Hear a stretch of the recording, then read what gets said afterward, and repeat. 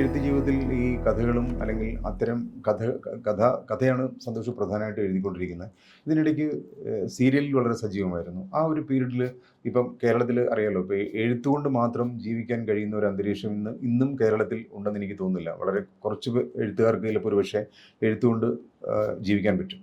പക്ഷേ അന്ന് സീരിയലിലേക്ക് പോകുന്നതിൻ്റെ യഥാർത്ഥ പ്രേരണ എന്തായിരുന്നു? അത് പിന്നെ എൻ്റെ കയ്യിലിരിപ്പിൻ്റെ പ്രശ്നം തന്നെയാണ്. കാരണം ഞാൻ ഈ പറയുന്ന പോലെ എന്നെ സംബന്ധിച്ചിടത്തോളം എനിക്ക് എന്താണെന്നറിയില്ല. എനിക്കിപ്പോൾ ഞാൻ പഠിച്ചു, മറ്റേ ഡിഗ്രി മറ്റെല്ലാം പാസ്സായി, PG പാസ്സായി, മറ്റേ ജേർണലിസം എല്ലാം എടുത്ത് അതെല്ലാം ശരി. പക്ഷേ എനിക്ക് എപ്പോഴും ഒരു ജോലി എടുക്കണമെന്ന് തോന്നിയിട്ടില്ല. എനിക്കൊരു ഗവൺമെൻറ് ജോലി എടുക്കണമെന്നോ, അല്ലെങ്കിൽ ഒരു PSC എഴുതി പാസ്സാവണമെന്നോ, അല്ലെങ്കിൽ ഏതെങ്കിലും ഒരു സ്ഥാപനത്തിൽ കയറി ജോലി എടുക്കണമെന്നോ എനിക്ക് തോന്നിയിട്ടില്ല. കാരണം വെച്ച് കഴിഞ്ഞാൽ എനിക്കതിൽ ഉണ്ടായിരുന്നു. അത് കുറച്ച് കഴിയുമ്പോൾ ഞാൻ വിട്ടു. പിന്നെ ഞാനിപ്പോൾ എൻ്റെ സ്കൂളിൽ സ്ഥിരമായിട്ട് കയറിയില്ലേ, കയറിയുമ്പോൾ എനിക്കൊരു 10 ദിവസം പണിയെടുക്കുമ്പോൾ ടെമ്പററി ആയിട്ട് കുറേ കാലം പണിയെടുത്തു. പെർമനൻ്റ് ആയിട്ട് കിട്ടിയപ്പോൾ എനിക്ക് അവിടെ ഒരാഴ്ച പോലും നിൽക്കാൻ പറ്റിയില്ല. ഞാൻ അവിടുന്ന് എൻ്റെ റിസൈൻ ലെറ്ററും കൊടുത്തിട്ട് ഞാൻ അവിടുന്ന് വിട്ടപ്പോൾ എല്ലാവരും എന്നെ എന്തായി ചെയ്തുകൊണ്ടിരിക്കുന്നത് പറഞ്ഞു. പക്ഷേ എനിക്ക് നിൽക്കാൻ പറ്റുന്നില്ല.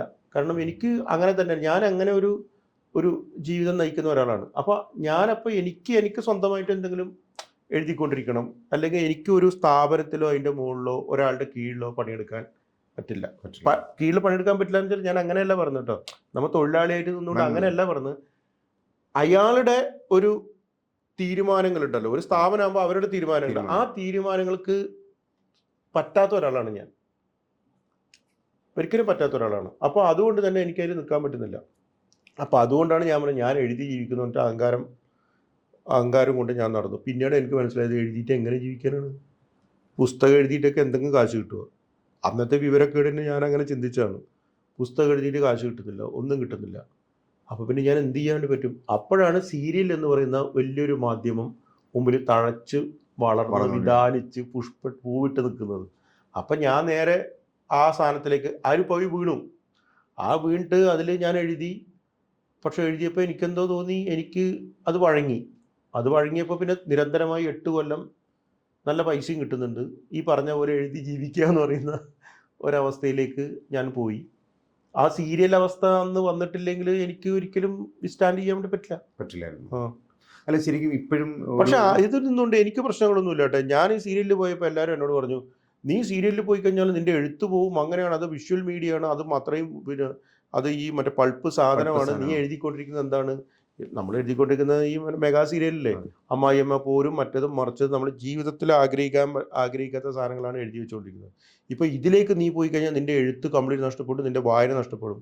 നമ്മൾ ആലോചിച്ചുകൊണ്ട കാര്യം, അത് ഞാൻ ഇഷ്ടപ്പെട്ടിട്ട് എഴുതിയല്ല, എൻ്റെ പൈസക്ക് വേണ്ടി എഴുതിയാണ്. ഞാനതിൽ ഓരോന്ന് എഴുതുമ്പോഴും എൻ്റെ മനസ്സ് വല്ലാതെ കലുഷിതമാകുന്നുണ്ടായിരുന്നു. കാരണം ഇതാണ് ഞാൻ എഴുതേണ്ടത്, ഞാൻ എന്താ എഴുതിക്കൊണ്ടിരിക്കുന്നത്. പക്ഷേ എനിക്ക് മാസാമാസം അന്ന് തന്നെ ഞാൻ നല്ല പൈസ ഉണ്ടാക്കുന്നുണ്ടായിരുന്നു. അപ്പോൾ അതിൻ്റെ ഒരു സന്തോഷമുണ്ട്. അതിൻ്റെ എൻ്റെ കുടുംബം ജീവിക്കുന്നു, എല്ലാവരും ഹാപ്പിയാകുന്നു. അപ്പോൾ ഇങ്ങനെ ആ സമയത്ത് ആണ് ഞാൻ ഈ കോമാളി അടക്കമുള്ള എൻ്റെ എല്ലാ നല്ല കഥകളും വന്നത്. അപ്പോൾ എന്തുകൊണ്ടാണ് നമുക്ക് ചെയ്യാൻ വേണ്ടി പറ്റും. നമുക്കത്, എനിക്ക് അങ്ങനത്തെ ഒരു പ്രശ്നമൊന്നുമില്ല.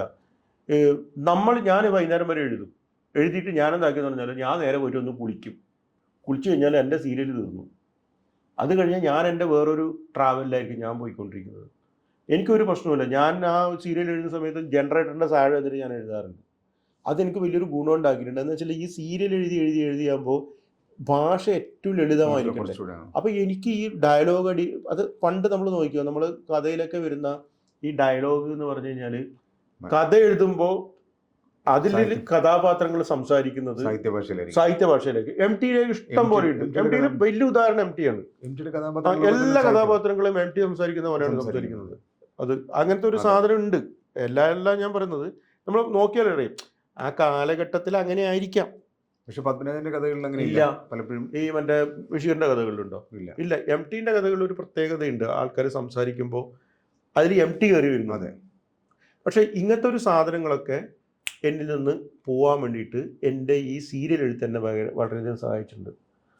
എന്താ പറഞ്ഞാൽ, ഉർവശി ശാപ ഉപകാരം എന്ന് പറഞ്ഞ പോലെ ഉപകാരപ്പെട്ടു ആ അല്ല, സാധനം. ഈ എഴുത്തുകൊണ്ട് ബഷീറായാലും തകഴിയായാലും അങ്ങനെ ആ ഒരു തലമുറ എഴുത്തുകൊണ്ട് മാത്രം ജീവിച്ചവരാണ്. അതിനുശേഷം പിന്നെ ഈ ആധുനികതയുടെ കാലത്താണ് പലരും കേരളം വിട്ടുപോവുകയും അവർ മറ്റു ജോലികൾ ചെയ്തുകൊണ്ട് എഴുതുകയൊക്കെ ചെയ്തു. അതിനുശേഷം വന്ന തലമുറയും നമ്മളുടെ തലമുറയും ഒക്കെ അങ്ങനെ തന്നെയാണ്. പക്ഷേ ഇപ്പോഴും ഈ നമ്മൾ വിദേശത്തൊക്കെ അല്ലെങ്കിൽ പുറത്തൊക്കെ ആൾക്കാർ എഴുത്തുകാരൻ എന്നുള്ള തരത്തിൽ ജീവിക്കാൻ കഴിയും എന്ന് പറയുന്ന ആ ഒരു സ്റ്റേച്ചർ ഇപ്പോഴും മലയാളത്തിൽ ഉണ്ടായിട്ടുണ്ടോ, അല്ലെ അങ്ങനെ ഒരു സ്പേസ് ഉണ്ടോ? നെവർ, ഒരിക്കലും ഇല്ല.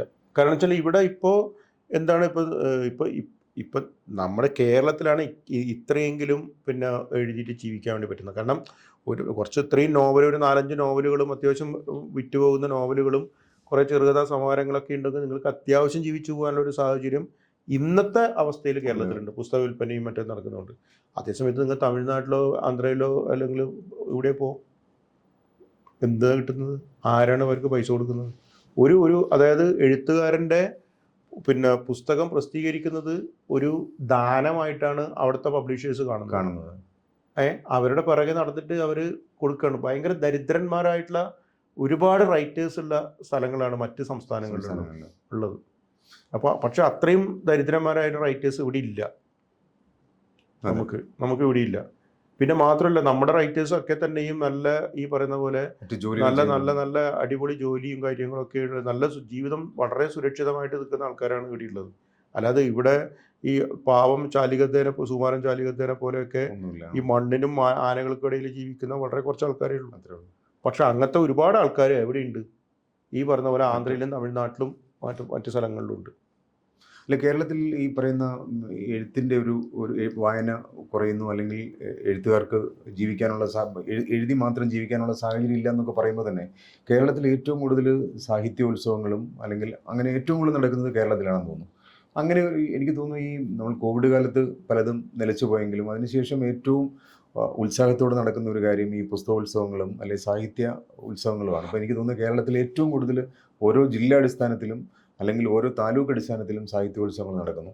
അങ്ങനെ ഒരു കൾച്ചർ കേരളത്തിൽ ഉണ്ടായതിൻ്റെ കാരണം ഒരുപക്ഷെ നമ്മളുടെ ഒരു സംസ്കാരത്തിൽ തന്നെ ഈ വായനയ്ക്കും അല്ലെങ്കിൽ എഴുത്തിനുമൊക്കെയുള്ളൊരു പ്രാധാന്യത്തിൻ്റെ ഉദാഹരണമല്ലേ? അതെ, അത് പിന്നെ ഒന്ന് എനിക്ക് തോന്നിയിട്ടുള്ളത് എന്ന് പറഞ്ഞാൽ നമ്മൾ ഇപ്പോൾ ഈ പറയുന്ന കോവിഡിന് ശേഷം വരുന്ന ഒരു ഭയങ്കര ഒരു ചേഞ്ചസ് ഉണ്ട്. അത് ഒരുപാട് ആൾക്കാരെ വായനയിലേക്ക് കൊണ്ടുവന്നിട്ടുണ്ട് എന്നാണ് എനിക്ക് തോന്നുന്നത്. കാരണം ആ സമയത്ത് ഒരുപാട് ഭയങ്കരമായിട്ടുള്ള വായനകൾ കൃത്യമായിട്ട് നടന്നിട്ടുണ്ട്. അപ്പോൾ അതിനുശേഷം തന്നെ നമ്മൾ പിന്നീട് ഇവിടെ അത് ഈ പറയുന്ന പോലെ ഇപ്പോൾ ലൈബ്രറികൾക്ക് ഗ്രാൻഡ് കൊടുക്കുന്നു, അങ്ങനത്തെ ഒരു സംവിധാനം ഗവൺമെൻറ്റിൻ്റെ ഭാഗത്ത് നിന്ന് വരുമ്പോഴും അപ്പോൾ അങ്ങനെ ഒരു ഫണ്ട് കൊടുക്കുന്നുണ്ട്. ആ ഫണ്ട് കൊടുക്കുന്ന സമയത്ത് പുസ്തകങ്ങൾ കൂടുതൽ ചിലവാകുന്നു. അപ്പോൾ അതുവഴി പിന്നെ ഈ പറയുന്ന പോലെ സാഹിത്യത്തെ പ്രോത്സാഹിപ്പിക്കാൻ വേണ്ടിയിട്ട് പിന്നെ ഈ പറയുന്ന പോലെ DC ബുക്സ്, മാതൃഭൂമി അങ്ങനെയുള്ള സംഭവങ്ങൾ വരുന്നു. അതിൻ്റെ കൂടെ അപ്പോൾ അത് പിന്നീട് ഒരു നല്ല കാര്യത്തിനാണെങ്കിൽ പിന്നീട് അതൊരു മത്സരബുദ്ധിയിലേക്ക് വരും. ആ മത്സരബുദ്ധിയുടെ ഭാഗമായിട്ട് വേണ്ടി ഇപ്പോൾ കൂടുതൽ ആൾക്കാർ എന്ത് ചെയ്തുകൊണ്ടിരിക്കുകയാണ്? ഇത് പണ്ട് നമ്മളെ കോവിഡ് വന്നപ്പോൾ നമ്മൾ ഇത് നട്ടില്ലേ, പച്ചക്കറി കൃഷി തുടങ്ങിയില്ലേ? ആ പച്ചക്കറി കൃഷി അന്ന് ഏറ്റവും കൂടുതൽ ഫ്ലറിഷ് ആയത് പച്ചക്കറി പിന്നെ മറ്റേ ചെടി വിൽപ്പനക്കാരുടെയും പച്ചക്കറി അങ്ങനെയുള്ള ആൾക്കാരുടെയും നഴ്സറി നടത്തുന്ന ആൾക്കാരുടെ ജീവിതമാണ്. അതുപോലെ തന്നെയുള്ള ഒരു ഹിസ്റ്റീരിയ, കൾച്ചറൽ ഹിസ്റ്റീരിയ ഇവിടെ അല്ല. ഞാൻ പറഞ്ഞു ഇത് വളരെ നല്ലതാണെന്നേ. ഇപ്പൊ ഇങ്ങനെ വരുന്ന സമയത്ത് കൂടുതൽ ആൾക്കാരെ, അത് എഴുത്തുകാർക്കൊക്കെ ഒരു ബഹുമാനവും, അല്ലെങ്കിൽ എഴുത്തുകാരെ 10 ആൾക്കാർ കാണുന്നു, ഇവരെ ഇത് ആൾക്കാർക്ക് ഇവരും കുഴപ്പമില്ല എന്ന് വിചാരിക്കുന്ന ഒരു അവസ്ഥയിലേക്ക് ഒരു പൊതുബോധം മാറി വരുന്നുണ്ട്. അപ്പോൾ അത് കുറേ ആൾക്കാരെ എന്താണ് എഴുത്തിലേക്ക് കൊണ്ടുപോകുന്നുണ്ട്. അതായത് നമ്മളൊരു ശീലം ആണല്ലോ, എല്ലാം ഒരു ശീലമല്ലേ, ആ ശീലത്തിലേക്ക് നമ്മളെ കൊണ്ടുവരിക. പക്ഷെ അങ്ങനെ ആയിരിക്കുമ്പോൾ തന്നെ കേരളത്തിൽ ഈ നമ്മുടെ ബഷീറിനെയും തകഴിയും SK പൊറ്റക്കാടിനെയൊക്കെ പോലുള്ള മഹാരഥന്മാരെ എഴുത്തുകാരുണ്ടായിരുന്നപ്പോൾ അവർക്ക് സമൂഹത്തിൽ കിട്ടിയിരുന്ന ഒരു അവർക്കുണ്ടായിരുന്ന ഒരു സ്വാധീനം, അല്ലെങ്കിൽ അവരുടെ വാക്കുകൾക്കും നിലപാടിനും ഉണ്ടായിരുന്ന ഒരു സ്വാധീനം, അല്ലെങ്കിൽ അത് സംഭവം ഇപ്പോഴും ഉണ്ടെന്ന് സന്തോഷം തോന്നുന്നുണ്ടോ? അല്ല, അത് അവർക്ക് അന്നൊരു കാലഘട്ടത്തിൽ തോന്നിയത് അന്ന് വായന മാത്രമേ എന്റർടൈൻമെന്റ് ആയിട്ടുള്ളൂ. വേറെ എന്താണ് ഉള്ളത്? എന്തെങ്കിലും ഉണ്ടാവും? ഒരു സ്ഥലത്ത് ഒരു തിയേറ്റർ ഉണ്ട് അന്ന്. അപ്പോൾ വായന മാത്രമേ ഉള്ളൂ, ഒന്നുമില്ല. എന്റർടൈൻമെന്റിന് വായന എന്ന് പറഞ്ഞാൽ ആത്യന്തികമായി എന്റർടൈൻമെന്റ് ആണ്. അപ്പോൾ അന്ന് ആ വായനയുടെ എന്റർടൈൻമെന്റിലേക്കാണ് ആൾക്കാർ പോയിരുന്നത്. അന്ന് ഈ പറയുന്ന പോലെ അന്ന് ഇന്ന് മമ്മൂട്ടി വരുന്ന പോലെയാണ് അന്ന് എസ് കെ പൊറ്റക്കാട് ഒരു പ്രസംഗവേദിയിലേക്ക് വരുന്നത്. അദ്ദേഹത്തെ കാണാൻ വേണ്ടിയിട്ട് ആൾക്കൂട്ടമാണ് അവിടെ കാത്തിരിക്കുന്നത്, അല്ലേ? അതിൽ നിന്നും വ്യത്യസ്ത പിന്നെ അത് പോയി ഒരു വേറൊരു എൻ്റർടൈൻമെൻറ്റ് കാലഘട്ടം വരുമ്പോൾ ഈ വ്യക്തിപൂജ എന്ന് പറയുന്ന ഒരു സാധനം പല സ്ഥലങ്ങളിലേക്കും ഡൈവേർട്ട് ചെയ്ത് പോയി. ഇപ്പം നിങ്ങളിപ്പോൾ ഞാൻ അവിടത്തേക്ക് ഒരു സ്ഥലത്ത് സന്തോഷ് ചേച്ചിക്കാരൻ അവിടത്തേക്ക് വരുന്നുണ്ട്, ആ ഗ്രാമത്തിലേക്ക് വരുന്നുണ്ട്. ആ ഗ്രാമത്തിലേക്ക് വരുമ്പോൾ അവിടെ ഈ പറയുന്ന പോലെ ഒരു ഷൂട്ടിംഗ് നടക്കുന്നുണ്ടെങ്കിൽ എല്ലാവരും ഷൂട്ടിംഗ് കാണാൻ വേണ്ടി പോകും. സന്തോഷ് ചേച്ചിക്കാരനെ കാണാൻ ആരും ഉണ്ടാവില്ല. കാരണം നമ്മളുടെ എൻ്റർടൈൻമെൻറ്റ് എന്ന് പറഞ്ഞത് പല ഭാഗങ്ങളിലേക്കും ഷാറ്റേഡ് ആയിട്ട് പോകുന്നു. ആ ഷാറ്റേഡ് ആയിട്ട് പോകുമ്പോൾ ഈ പറയുന്ന പോലെ ഈ പറയുന്ന അന്ന് കിട്ടിയ ഒരു കൾട്ട് സ്വഭാവം ആർക്കുണ്ടാവുന്നില്ല, ഒരു എഴുത്തുകാരന് ഉണ്ടാവുന്നില്ല. പലപ്പോഴും പക്ഷെ എങ്കിലും ഞാൻ പറഞ്ഞു, ഒരു എഴുത്തുകാർക്ക് വായനക്കാർ ഇല്ല എന്നൊന്നും പറയാൻ വേണ്ടി പറ്റില്ല. വായനക്കാരുണ്ട്.